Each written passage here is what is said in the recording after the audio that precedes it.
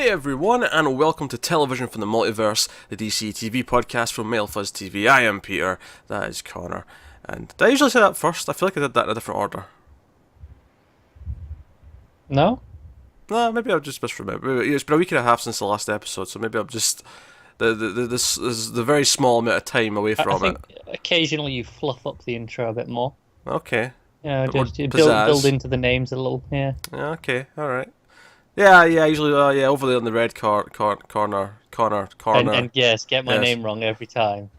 Yes. Yeah. Over there on the red corner, it's Steve. So we're going to talk about DC TV shows. It is the off season, and you might be thinking, wait a minute. First of all, where was the episode on late Sunday, early Monday, and what is this doing up now on a Friday? Well, that's because this is a new day. We've moved days. Partly this is because when the shows come back, the new shows, on the CW, when they actually come back in October, we'll have to move to this day anyway because of when the shows are on. But also because the way we do our several news shows and the trailer talks, it frees up our weekend a little bit. So we've switched things around, and this will be the new time going forward. So here we are. This is what we're doing now. So you get your early Fridays is going to be the new home of Television from the Multiverse. As I said, it's the off season, so what we're talking about this week, we are talking about another episode of Lois and Clark, The New Adventures of Superman, an episode of Smallville, and 2 episodes of Young Justice Season 2, and that is the plan. So it'll be a little bit later. Typically these are a little bit shorter when it's just the off season content, but that's okay, because we get to feel like it's a bit of an easier time compared to when there's 5 new shows that are all really in-depth because they're new, and we have to talk about how they're butchering characters or they're doing good things occasionally, if it's called Legends or Black Lightning or Krypton. Does feel more occasionally than it used to be. Unfortunately, yes. Hopefully Supergirl and Flash can bounce back a bit next season. We got all the DC Universe shows incoming soon, so... Oh boy. Have you heard the rumours that Titans is R-rated? Is hard R? I have not. And it's full of F-bombs and shit. That's weird, but I'm not against it. I'm not against some of the shows. Like, I think Swamp Thing should be hard R. Like, I'd love that. Titans feels like a weird one to do that with, though. It's a weird one, but I can see it. I feel like Dick Grayson's a wholesome boy. I don't want... I mean, sure, there's a lot of jokes about how much he's using his actual dick, but, I don't actually want to see, like, a hard R, like him having sex with tons of people. Maybe he won't be the one doing that. I mean, we got Beast Boy in there, right? He's a bit of a sleazebag at times, depending on which version you look at. I still think of him as more of like a... I don't want to say innocent sleazebag, but... I don't know, wholesome. No. Starfire's the innocent sleazebag. Sure, okay. Just through non-understanding. It's just weird for Titans. Like, even just looking at the other shows, like an R-rated Arrow show, for example, would work. Yeah. Maybe even Legends, because it's, as much as it is kind of goofy, they are kind of intentionally the more risque characters at times.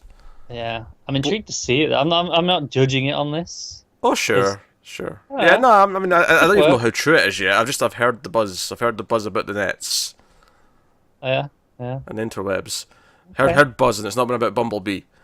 This is all just because it's really dark, isn't it? In the set the pictures that they released, it's all all really dark lighting. Yeah, it looks dark, but it doesn't look like I don't get the impression yet that it's going to be a gritty show. It just looks like, oh, here we're showing Robin on a rooftop, so this is the darker kind of vibe you're getting from it. Basically, that was the standard DC set photo. Not set photo, publicity photo. It looks better though than most of those did.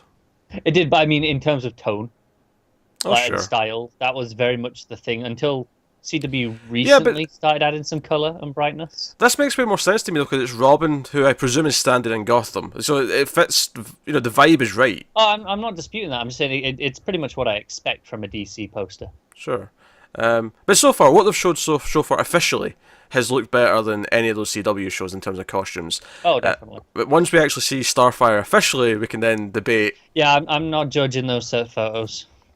Yeah, so we know Titans is coming. Yeah, I didn't even realise because it's been a week and a half. I think this DC Universe news was actually...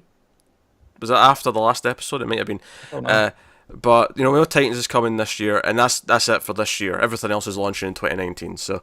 that'll be the first one we can get a stab at. But yeah, look, we know there's a beta coming at some point. But August. obviously, I assume the show doesn't launch until No, it doesn't. No, it launches in fall. I think the beta comes with some of the archive content, but none of the new stuff. Are we still expecting a date? Maybe at Comic-Con? I'm not sure anymore. Like, I think because they've announced a beta, I'm not as expecting it as much. Yeah, that's what I was thinking. I was like, because we haven't got a hard date for the beta yet, so I'd expect at least that from Comic-Con. Yeah, it's just August, I think, right now. So I expect. I mean, I don't think it'll be much later. I think it'll be like October probably. But I would expect right it. as all the CW shows come back, so they can cross promote. Oh yeah. We can have 6 shows on at once. Yeah. Here's hoping it's week to week though, and I think it will be. Given they've only got one show, I would be shocked if they just put it all up. Yeah, I think it has to be week to week. Yeah, if they want anyone to like stick around. I mean, I know they've got their Wonder Woman 77 in HD and they got Batman the Animated Series in HD, which I'm excited about. I am, but like it's not enough to because you just binge it all in a week or two and then cancel your sub for a while and come back later. That's what you'd do. Hell, I love DC and that's what I'd do if that's how they're putting the content up. Yeah.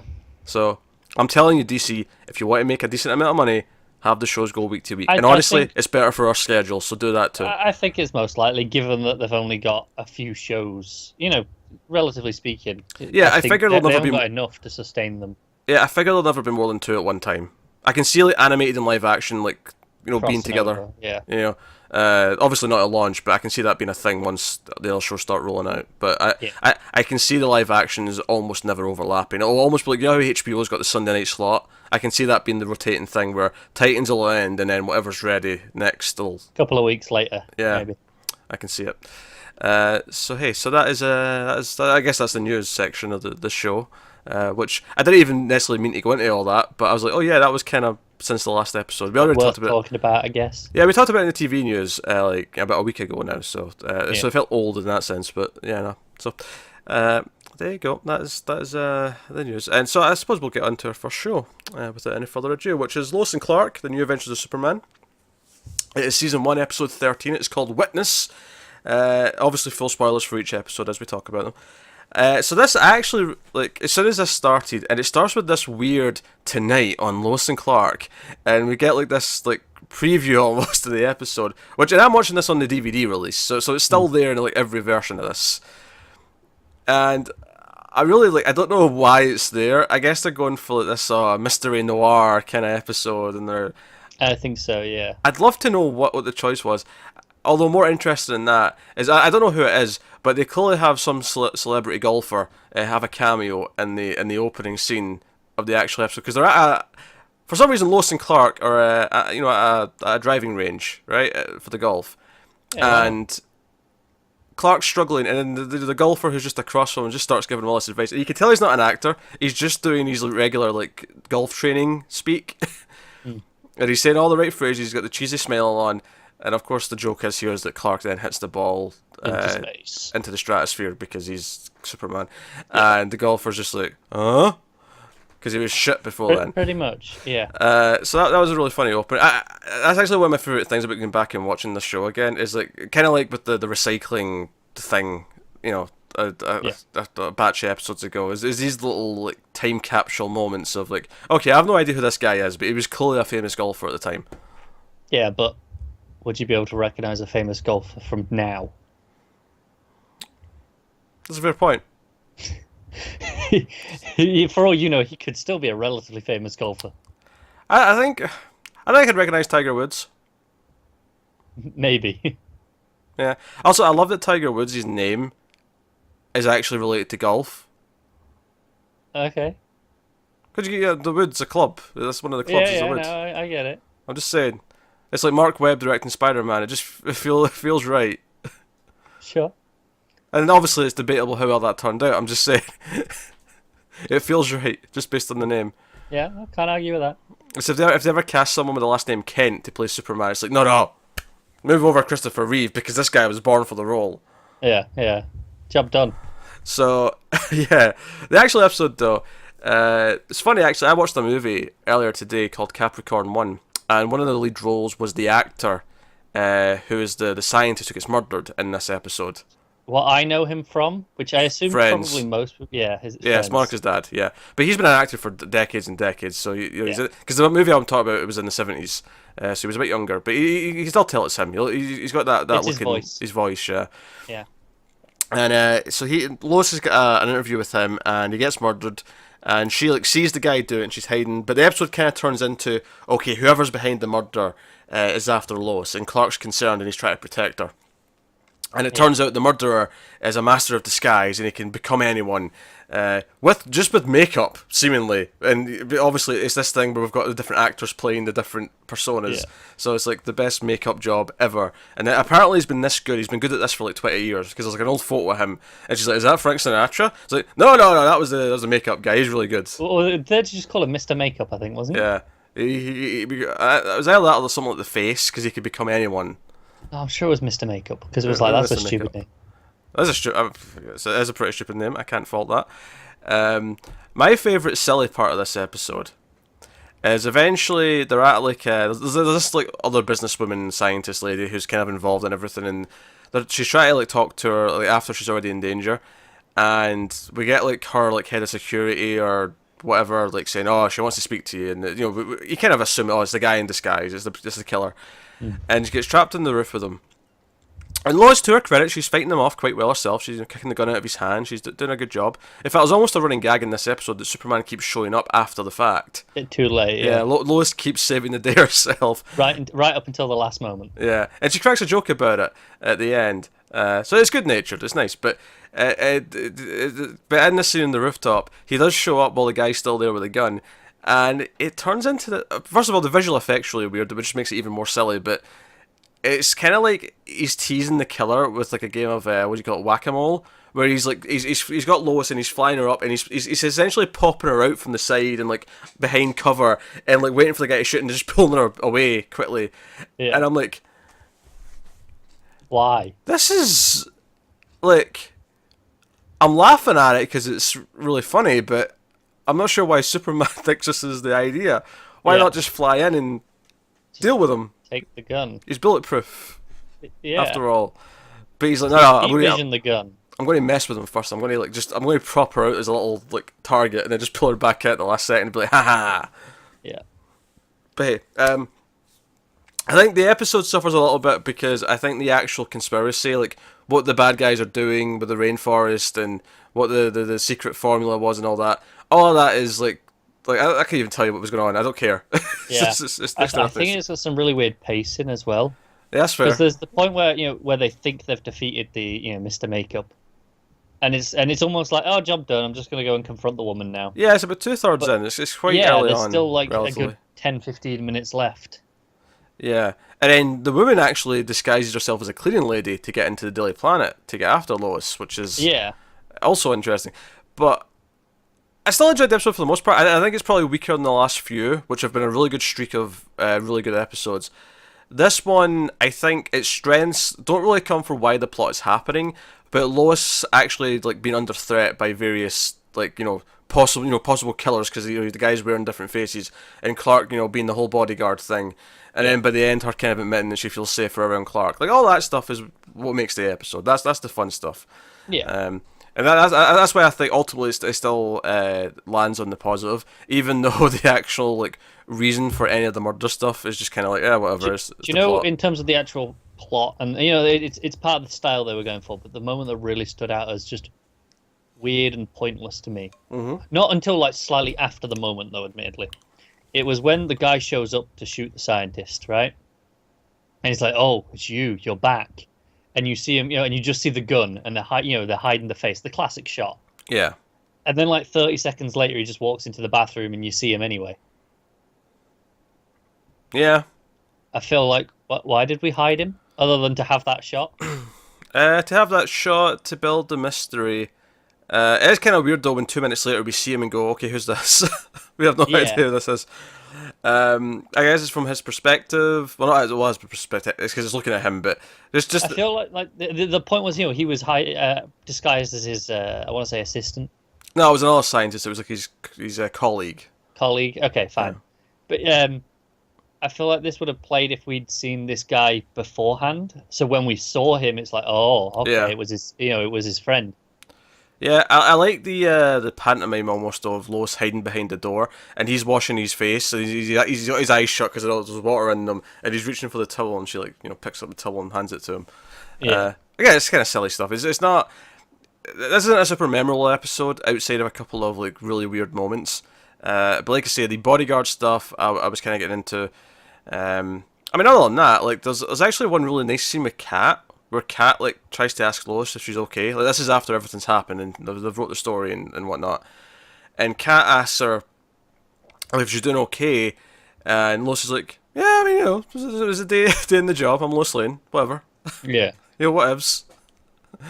And she's like, just admit you were scared. Not that YOLO existed in 1994, but YOLO.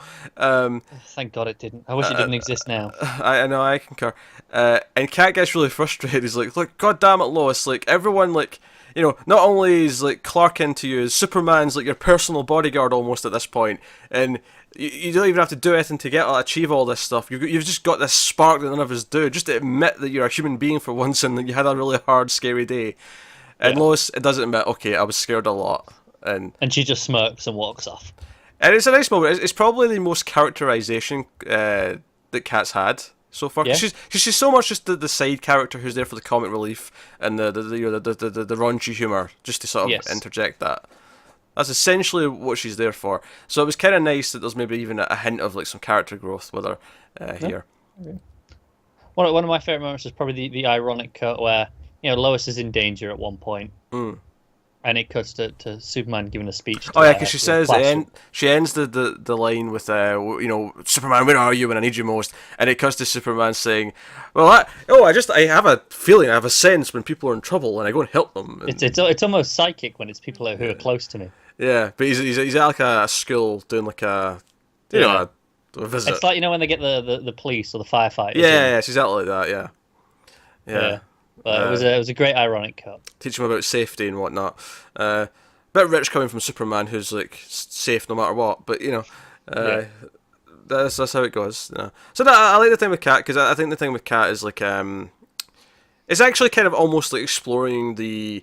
You know how like Supergirl and we have this sort of history where Kat's obviously this really well-rounded character who's accomplished so much, but there's still this like jealousy of Lois Lane, and that's even in the comics as well. There's this like running gag that she hates Lois and like wants to like take her down.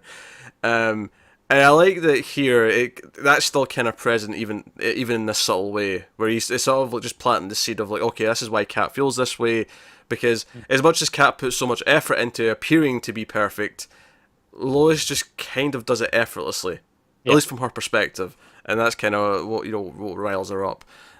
So I appreciate, even though obviously Kat disappears before season 2, so we don't actually really get much progression with it, but it's nice that it's there. Get what you can take. Yeah, this is the thing. It's actually kind of funny because not only does Superman show up after it's all done, it's not just Lois. Like Jimmy comes in and like tackles the old woman as well. Like it's like Lois and Jimmy deal with it. Yeah. And then Superman shows up. It's like, where were you, big guy? Like, I was around, just doing things. I had it handled. Yeah. So so a couple of sweet Lois and Clark moments, sweet Cat moment, and I think the actual potential murderer stuff was fun. It's just the plot behind it, the actual conspiracy theory was just like, okay. Yeah. And it was a shame just how predictable it was, right? Like I know it maybe shouldn't be so much of a critique, but they literally went, this guy could disguise as anyone. And then 30 seconds later, it's like, oh, he's dead. I wonder who it could be. Yeah, I feel like the mystery could have been played better. Like, don't tell us that at first. Just like, have Clark come and try and kill Lois. And then, like, have real Clark walk in 2 minutes later and, like, Lois be like, you're just trying to kill me. And maybe get some drama out of that. And, like, then it'll happen again. It's like, okay, wait, no, this is someone who's disguising themselves. I feel like it's the sort of thing where, as a journalist, they should have found that photo later and been like, oh, he was with Frank Sinatra, and then be like, hang on, you never met Sinatra. Yeah. And then discover it through that, rather than just be told it beforehand. No, that's fair. So yeah, I think overall it balances out into like good territory, but not great by any means. Because I think the last like 2 or 3 have been pretty great episodes, great standout episodes of why this show's so good. And this one flounders the backbone a little bit. But it does have a lot of the surface level like fun, and some of the character stuff is good. So It does, yeah. so that is New Adventures of Superman, Lois and Clark. That's Witness. So I suppose we'll move on to Smallville. That cut was seamless. Don't even dare tell me that wasn't seamless at home. That was seamless. It probably was for the audio people. The video people will see the cut. They know there's been a cut. They know there's been some editing going on. Some editing trickery. Some trickery, yes. Because that's all content creation is. It's just tricking people into thinking something cool happened, or hiding the fact that there's mechanical parts behind things making it work. It's not all just out there. We still don't make anything cool happen, so it has to be the other option, right? Yes, exactly. So here's Smallville, season 1, episode 12. It's called Leech, and a little bit of behind the scenes for you here. Now, Connor knew I was going to bring this up. This is too good. This is too good not to bring up. So I'm watching the episode earlier on today. Going like, okay, right. So we're doing the show tonight. I'm going to watch this Smallville, get it out the way, and it was actually, this was the reason why I even mentioned anything was because it was the music. Because early on there was a Stained song playing from this time period, and at the time, but I was about 12 years old when this was airing. I may have been fond of some of this music, so I remembered it quite well. So I recognised the Stained song, and then the U2 hit of the era started playing a little bit later, and I went, geez, there's a lot of music from the 2001 sort of circa that they're really playing up here. And then it got to the basketball scene, and the Sum 41, like their big first hit, started playing, and I went, jeez, like this is taking me back to like a weird time when I had kind of debatable taste. There was another song. Nothing wrong with Sum 41. They put on a hell of a show. I mean, they matured. Some of their latest stuff's really good. Okay, I've not heard any of the later stuff, but I'll just say, out of the musical performances or musical groups from my early teens, there's some that I think have aged like wine with me, and I'm like, oh, I'm happy that I was into them, and I'm proud that I still enjoyed their work. And then there's others that I'm a little bit ashamed of, and want to like bury it in a closet somewhere, like a deep dark secret. We all have those. For me, Sum 41's not one of them, because, like I said, really good show, a lot of energy, and it's a fun night when you go and see them. Okay, all right. But anyway, so Sum 41 song starts playing. I'm like, jeez, because there was a fourth one as well. Later on, I didn't recognise the fourth one though. It sounded like very early 2000s rock music. I didn't know what one it was though. But it was a Sum 41. I was like, damn, that's 3 in a row that I really know from this era. And I messaged Connor saying, man, they're really laying the music on thick with this one, right? All the pop songs. And I'm like, yeah, I mean, first, Stay, and then U2, then Sum 41 is like, so there was a Sum 41 in this. I'm like, yeah, where's the basketball scene? And then he just went, oh god, I watched the wrong one. So Connor had to then go back. He skipped the episode. He skipped over to episode 13. So he had to go back and then watch. He's watched 2 episodes of Smallville today. Do you know the worst part is? I'm not watching that again next week. I'll skim it. But the worst part is, there were things that I was like, oh, I'm going to mention that. I'm not going to remember them in a week. This is so good. This is so good. So yeah, you're gonna have to basically do some. Oh god! So you can tell all it's been since I've been in school. When you're Revision. Revision. There you go. That's the word I was looking for. Some revision for the show next week. Nah, I didn't do any revision when I was in school. You think I'm doing revision for this? That's why you're on the internet talking about TV shows. So. Hey, I got very good grades in school. Thank you very much. As did I. I did very little revision myself. I have to be honest. I either knew it or I didn't. It was simple as. Just think what we could do with our lives, Connor, if we actually try. We actually try. I know. Anyway, so Connor watched the next episode as well. So when we get to that next week, I've not watched it. I'm happy. I only watched one. I mean, I'm not that happy. I'd rather watch none. You still had to watch one, but, yeah. But better than Connor. I mean, what sort of day is it? It's the middle of 2018, and I watched 2 episodes of Smallville. It's a shit week. It's all stupidly hot. I'm doing a lot of overtime at work. I was tired, which is probably why I made the mistake in the first place. All I wanted to do was take a nap, and I thought, well, no, I won't take a nap because I've got to watch this bloody Smallville.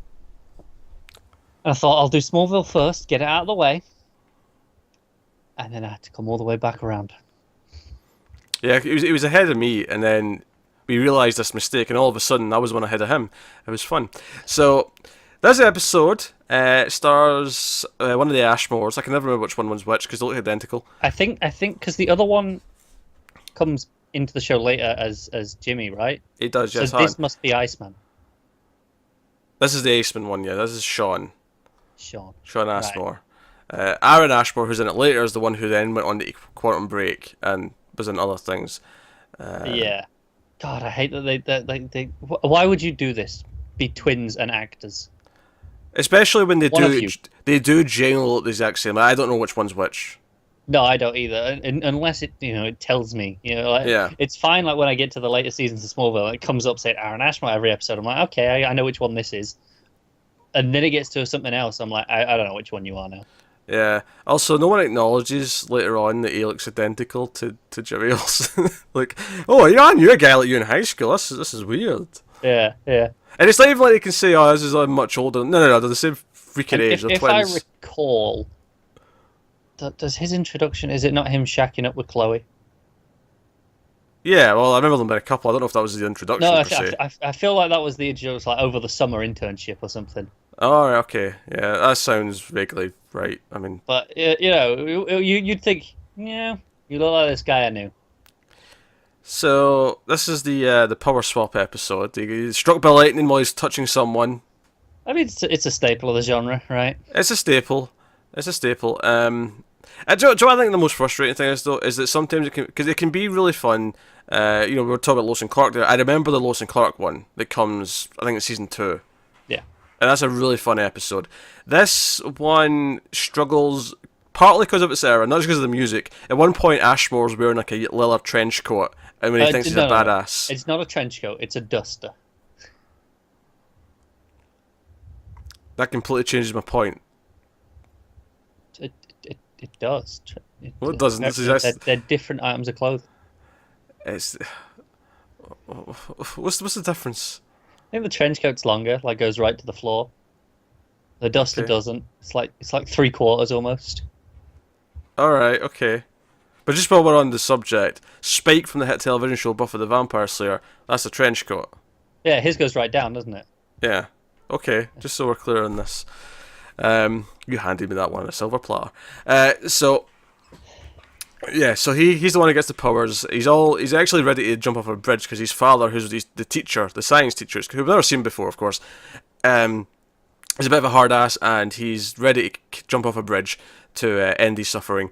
And Clark goes to grab him, and then they're struck by lightning, and we get in it. And I know the frustrating part, as he has a meteor rock in his hand. of course, yes. And I think the frustrating part of this for me is that there's so much potential in the lessons that this episode's trying to show. That, if someone else had Clark's powers, they could be scary and dangerous. Because we see him, like, basically abuse his power to get back at this bully. And it parallels Clark quite a bit because he's dating the girl that he's into. So it's like, it's almost too close for comfort. And he gets scary that he's throwing them around. He even throws Clark, and Clark, of course, goes through a couple of days of just being human, where he's like actually hurt. He actually has to do PE as a human being for once, and he's got a cramp and doesn't understand why his leg is so sore. Welcome to my world, Clark. Never having had a cramp. Yeah. What a lucky bastard. Joe, I hate when you get them in bed. Oh, that's the worst, isn't it? Because you have to actually get out of bed quickly just to sort of walk it off a little bit. Yeah, you're like, because they come out of nowhere as well when you're in bed. Like, at least when you're doing exercise, you're kind of aware of the possibility, right? It's in your mind. Mm-hmm. When you're just lying there and suddenly it's like, shit, my leg hurts. And that's really sore. Cramps are It painful. Everyone knows that. No one deny. Everyone knows. Well, Clark didn't know that. Well, no, that's because he's a little bitch, clearly. So, Clark, he plays basketball. Like, him and Whitney actually bond. It's almost like Without Powers. Him and Whitney bond, and they play 2-on-2 basketball. And Clark's like, "Oh, we lost." And Pete's like, "Yeah, we lost. So why are you swelling?" It's great. We lost. We played, and I didn't win because I'm human. I can lose things now. And I'm like, okay, right. I like what he's doing here to a point. The points it's making, the point of like, okay, this is what Clark could be if he was not a good person, and Jonathan realising that at the end is like, maybe this is just showing how special you are, that you don't go through any of these troubles, you're this and that. And I'm like, okay, I like the kind of points it's getting at. I feel like Smallville kind of squanders it though. It's Smallville's it a bit. Because it's Smallville, is it? Yeah. And it turns it into a bit more teen emo than it should be, instead of being something that's a bit more nuanced and it's a bit more just in your face teenage drama that's wrapped up by the end of the episode. I do at least appreciate that it tried rather than just going the fun route. Because it's the fun route is the easiest route by far, and it doesn't really do that. So props for trying. I suppose. There's not a lot to praise though. I don't think really. Also, so at the start of the episode, they're out looking for rocks as part of science class. I'm glad I never had to do that. Yeah, I never had to go look for rocks either. But and Lana shows up and she's got her necklace on, and I went, and Clark goes all, oh, I'm in pain, and all I could think was, wait, has she not been wearing that for the last like 10 episodes? She's like, we've not had this in forever. Yeah, she's just not had it for whatever. I'm sure. What was the last had it? So it's like episode 2. I'm just thinking, Clark gave it to Whitney to give it back to her, right? Episode 2. Have we not seen it since then? I don't think so. I feel like there must be a reason that we didn't. Like, there must have been something that we're not remembering, that she made a decision not to wear it. I think so. I think it was just gone, and then there's even a point in this episode when Clark kind of because he actually asked for it so he can go and he's kryptonite to fight the. I love how the weakness transfers as well. The science behind that doesn't track with me, but whatever. So. It's a thing that I can get behind though. I mean, that's not guilty. Smallville's not the only thing guilty of that. I think any show would do. The same. Yeah, it's not. The science has never tracked for me, and I mean even the idea that just getting struck by lightning transfers his entire biology and swaps it with the other person is nuts. It's questionable, yeah. Questionable, yes. But even at the end when he brings it back and he's got it in the lead box, and he's like, oh, it's a box of armor. It'll keep it safe and you can treasure it in there. And she's like, oh, so you're saying I shouldn't wear it? It's like, it's holding you back. Be your best self. And I'm like, oh, very, very, very suave, Clark. Yeah, get her to stop wearing it. And it's like, okay, all right, okay, do your thing. But so that was something that called out to me. Also, have they ever mentioned before that Lana and her aunt own a movie theater? Has that ever came up before? I don't think so. Because she finds out her aunt's selling the shop, and she's like, "Are you selling the theater as well?" And I'm like, "You own a theater?" Yeah, I was the same. And I wasn't, because I watched it the other way around, and that's a big part of the next episode. But because I remembered that it being a thing in the show that she ran a theater for a while or whatever, like a small theater, or at least had an episode where she has like a final hurrah for it. That's probably the next one, but. Like, it's just up until this point though, there was no like, oh, they own a theater. Okay, why did they own a theater? Where did that come from?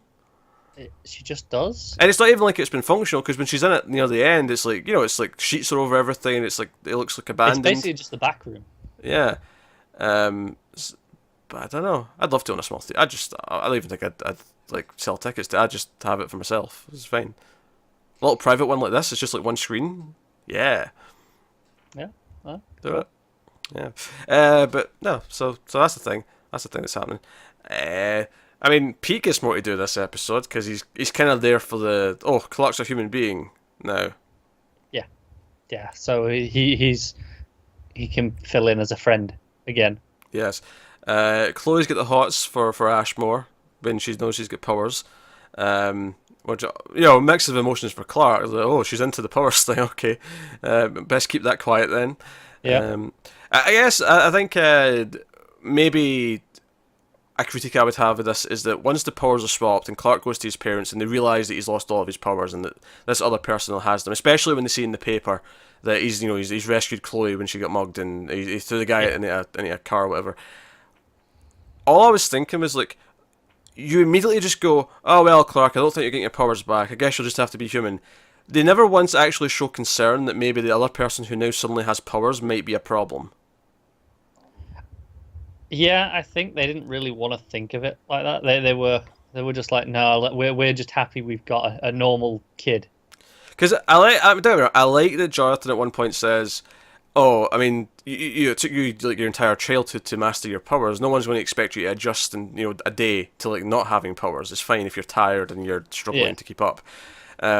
So I like that touch to it. I But assume they kind of thought it would play the other way, that they thought, okay, this guy has the powers now. Yeah, sure, he'll have some teething problems in the same way Clark is, in the other direction going normal, but he'll figure it out. because I think that's part of the exploration, or at least what it should be exploring, is the idea that someone who's never had powers suddenly getting all of Superman's powers, or at least what he had up, at this point, Yes, all-ish. is suddenly very dangerous because he doesn't have this inherent fear of how people see him because he's been normal his whole life. So that's how he ends up jumping into these things almost immediately. So that's whatever. And meanwhile, obviously, this neatly coincides with Lex getting really close to like uncovering things, and he's got a reporter doing CGI animations on the computer to like. Oh, this is a car crash. You must have hit him at 60 miles an hour. This is the only way it happened. Yeah, but that's of course he goes to ask him about it, and Clark's lost his powers, and Clark's like, "Go on and hit me with a hammer. See if I get hurt." I love that he just stares at the hammer for a second, just long enough that he thinks about it. Yeah, it's like, don't be ridiculous, Clark. And then of course he gets beat the shit up by Ashmore, and he's in the hospital with broken ribs. So Lex comes to see him, and it's like, okay, this is very convenient. And I do like Lex is like to the reporter, no, Kent's are off limits. I trust him now. And I do like the idea that maybe the eventual downfall of Lex is the idea that Clark didn't trust him. You can see that in that scene where with the hammer, Lex is like, "Hey, we're friends. Come on, you can tell me whatever," and I do believe him. Yes, and here's the thing though, and this is just from seeing most of the show or all of the show really, is that I know the show's going to squander all this because this is an idea is good. It is, yeah. It's a good idea. The problem is that I know the show, it just has Lex just slowly dip more into evil as it goes on, to the point where he's doing really evil things behind closed doors, and it's at the point where, okay, well, it doesn't matter that Clark's been kind of hiding stuff from him at this point because we're so far gone. Yeah, it's fine. Lex being a bit shady here or there. Yeah, but not to the extent that it gets. And it's funny because this plot kind of wraps up about halfway through with Lex, and then we get the other half of his plot in this episode is the conclusion to the fantastic, captivating story that has been the takeover by British Bird's dad. Yeah, I'm trying to remember the name. Harry. Sir Harry. Sir Harry.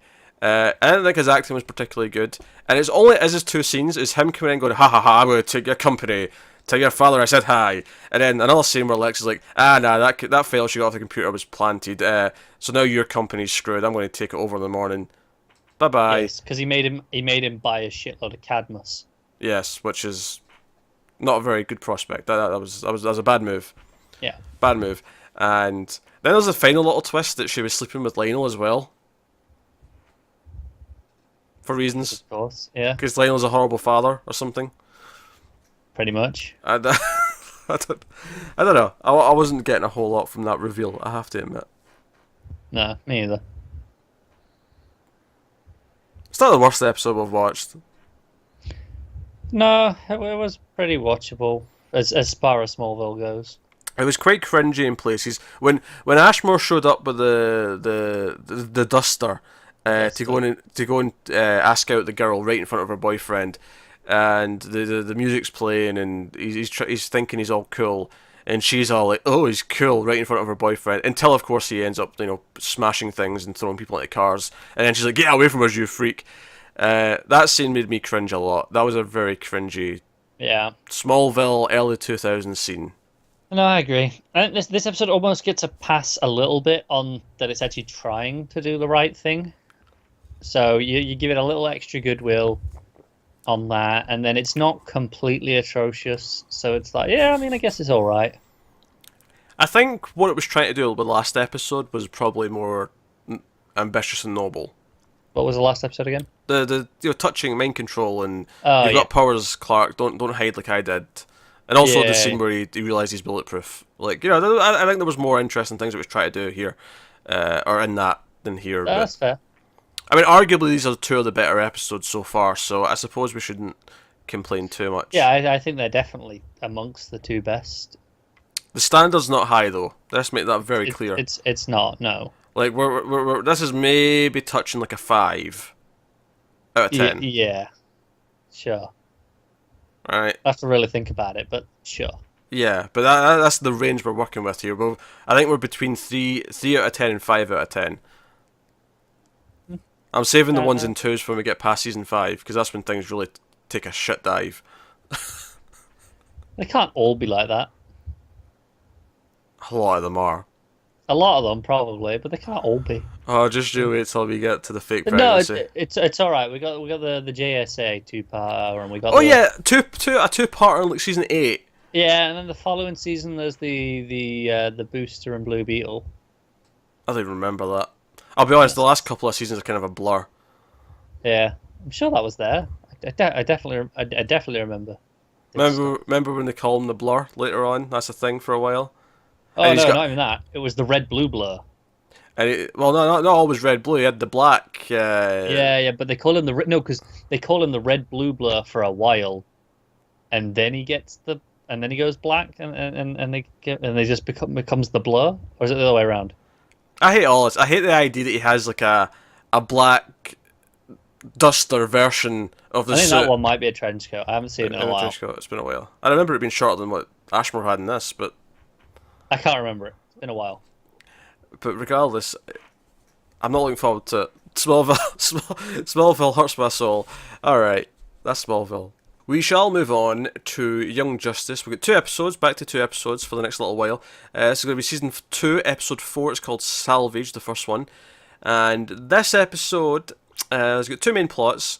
We have Superboy and Blue Beetle as a pair try to take on the Intergang, who reanimate a bunch of dead alien corpses into like a mega alien corpse, which goes on a rampage. And then Superboy and Blue Beetle take away their control of it, and it goes rampagey.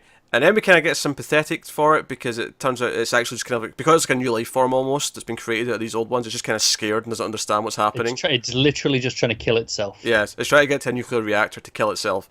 And it's actually the villains who end up killing it. And it's like, it's kind of sad. And yeah, so we get a bit more Jaime time. Jaime features quite prominently in both these episodes, actually. So we get a bit more of a sense of him. We find out his tech is actually Ted Cord built this AI as opposed to the alien origin of the tech. So that's well worth noting. Get a bit more witness to Superboy's kind of more teaching kind of role. He's a bit more mature. He even criticises Blue Beetle at one point for not doing the reading. Yeah, I thought that was an interesting touch of him, given that he's so, last season he's so aggressive and just headstrong. He would never have stopped and done research. Yeah, it's a fun. It's like 2 lines of dialogue that show how he's changed in the 5-year gap. And then the other plot that we have is that we have an intervention of sorts for Roy. I actually thought they were outright doing the drug thing with Roy. I did at first. It popped into my because I watched these. I was like, did they do that here? Because he's stealing money. He rescues this guy and he stops this robber and he gives the store owner all the money back. But you see that he's pocketed one bundle of cash for himself. And Green Arrow calls in Dick. We see Wally. We see Guardian, and we see Black Canary. Makes sense, and we find out Wally's not in the hero game. He's at college right now. I'm assuming that's going to change at some point. I'm assuming he's going to promote himself to Flash at some point. Which does actually beg the question, where the hell's Barry? Because Barry's not been around yet either this season. But he's actually living with Artemis. They're both going to college. They're both doing that. And seeming pretty happy. It's actually kind of nice to see, which makes me terrified that they're going to ruin it for them at some point in a tragedy or something. It's usually how it goes. And it'll be depressing. But at the same time, though, I want them back in action. I mean, it's nice to know they're being happy, but I'm like, yeah, but I don't want to lose Wally and Artemis from like actually being on the team and doing stuff and being around. Yeah. So, we'll see. But it was sweet, and there's basically an intervention because Roy's become obsessed with finding the real Roy, because we found out last season, of course, he's a clone. And they actually bring up some pretty good points here, where to them, they kind of do the math and like, no, when you were cloned, that was before we even met you. Like, Oliver knew the original Roy, maybe Dinah. But none of us did. Yeah, the Titans, like, none of us, not that they call themselves that in this show, but we never knew the original Roy. You're the one we trained with. You're the one that we teamed up with. all of your history with us is real. That is still you. And the original Roy's probably dead. Although Cheshire shows up at the end and is like, nah, I've got a lead, and also he's got a kid now. He's got a baby. Yeah, him and Cheshire. Yep. So that's the thing that's happening. I like that they're married as well. Yes, I feel like there should be some context for that maybe in the future. Get some either a flashback or. Yeah, so in the 5 years they got married, obviously, and then split up, presumably within the last year or so. Yeah. I mean, that said, over. knowing their relationship from the comics, it wouldn't surprise me if they split up like 4 years ago, and they just sometimes meet up for sex, like. I mean, that is There. possible. Yeah. So that is entirely possible. But she said, I've got a lead on the real Roy. This is the final lead, and we're going to bury this obsession one way or the other.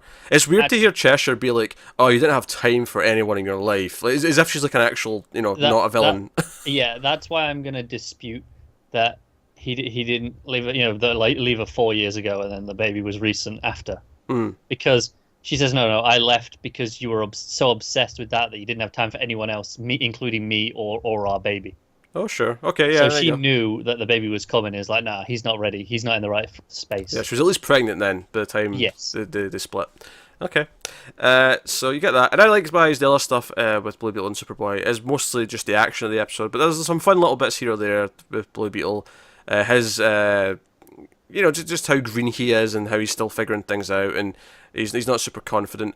There's one joke I like where he asks what the monster's called, and it's like, and it spouts out a couple of words at him, and he's like, I'm bilingual, and I didn't understand a word of that. Little fun moments like that. For me, though, I think the highlight was the other plot. It was the Roy stuff, mainly because I got to see Wally again. I got to see them all interact.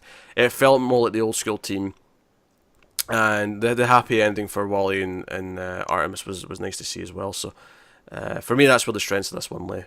No, definitely agree. I think it was. I think it's well balanced though, in that you've still got the action going on for that stuff. Oh yeah. It's ultimately a cartoon that was on Saturday mornings for kids, so you got to have that in every episode to some extent. Although I don't think kids stood a chance of keeping track of all the characters. Probably not. Actually, if I have one critique of the show, is that I'm not sure if you know nothing about any of these characters before you watch it, if you can actually sort of keep up with like all the characters they throw at you like constantly. There's such a big cast. I don't think you'll be able to. I think you can keep up with everyone who's on the team. Yeah. And that's the thing though. This season's kind of really muddied. Like the team is because in season 1 it was like, no, it's these defined 6, and it's always these 6. Yeah. This season we've got like sub teams, and we've got like I feel like if you didn't read any comic books, or if you'd never watched any other DC movies or whatever, and you were just discovering all these characters for the first time in this, I feel like this season would probably pose some problems. It's not an issue for us because I have a basis of knowledge. I know people who watched this who didn't read any comics or anything like that, and they had no problems with it. Well, just comics. That was just one example. Even other movies and TV shows. Yeah, no, but this was they watched this before any of the CW shows. I mean, maybe they watched Smallville, I guess, but that doesn't really help you that much.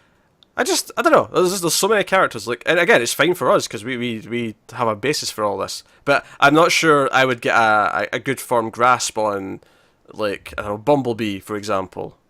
I don't know with Blue Beetle so far, but. Well, yeah, I think that's what I was gonna say. I think that's the. You don't have a firm grasp on all of them yet, but I think as we're getting these episodes, okay, these two we got quite a bit from Jaime, and we get a reasonable amount, a little bit from Bumblebee in the next one as well. And I think it's starting just to fill them out as characters in this show and in this season, and it's making people like Lagoon Boy. That's a bit slimmer. Don't get me wrong, but yeah, exactly. I don't know Lagoon Boy from anything. He's new to me. Yeah. I don't know what his deal is. He's a pufferfish. Yeah, apparently. So no, it's not a big critique. It's just. I don't know if it's as new person friendly. I think it works better for someone who has some knowledge of the DCU than it doesn't. Fair enough. I think it's weighted towards them a little bit. But I'm being more objective with that than I am like a personal complaint as opposed to. No, that's fair. But like I say, from experience of talking to people who don't have the same background with the characters that we do, I've never had someone tell me they've had a problem with it. So I don't know how much it is actually a problem. All right.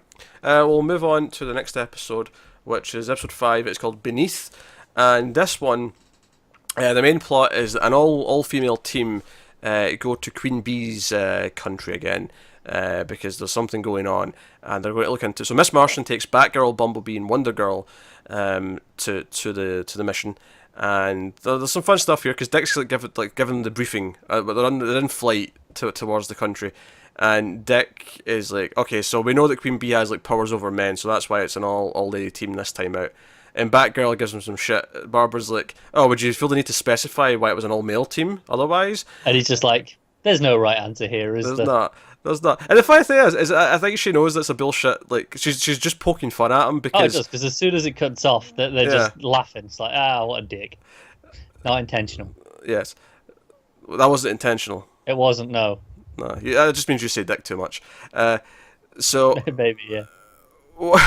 So no, I like that. And then them actually teaming up. It was funny because I think this is probably the most spotlight that Batgirl, Wonder Girl, and Bumblebee have had so far. Miss Martian's had some stuff, but they all get a chance to kind of shine here and do different things. Babs maybe gets the short shaft though, just in the sense that she seems to be the one who's constantly either kidnapped in this episode or knocked out.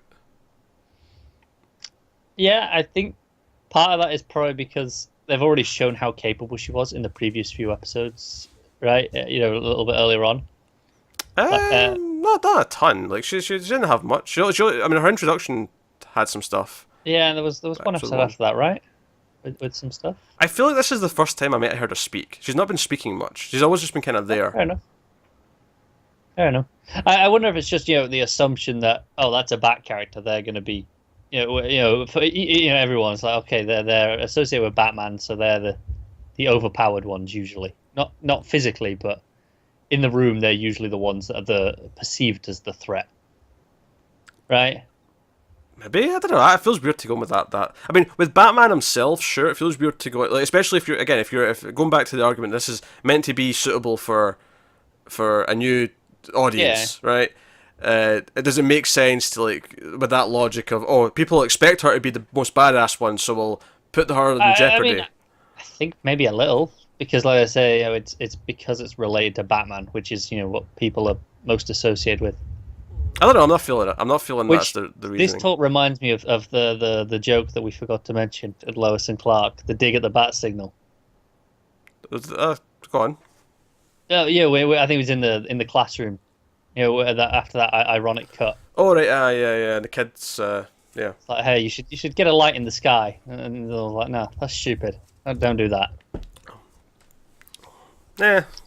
It's better than the Flash actually using a flash signal and then going, I think I saw it in a comic book somewhere. Yeah. Yeah, I'll take a light jab that's meant to be a fun meta joke as opposed to actually using it in plot device. Yeah, definitely.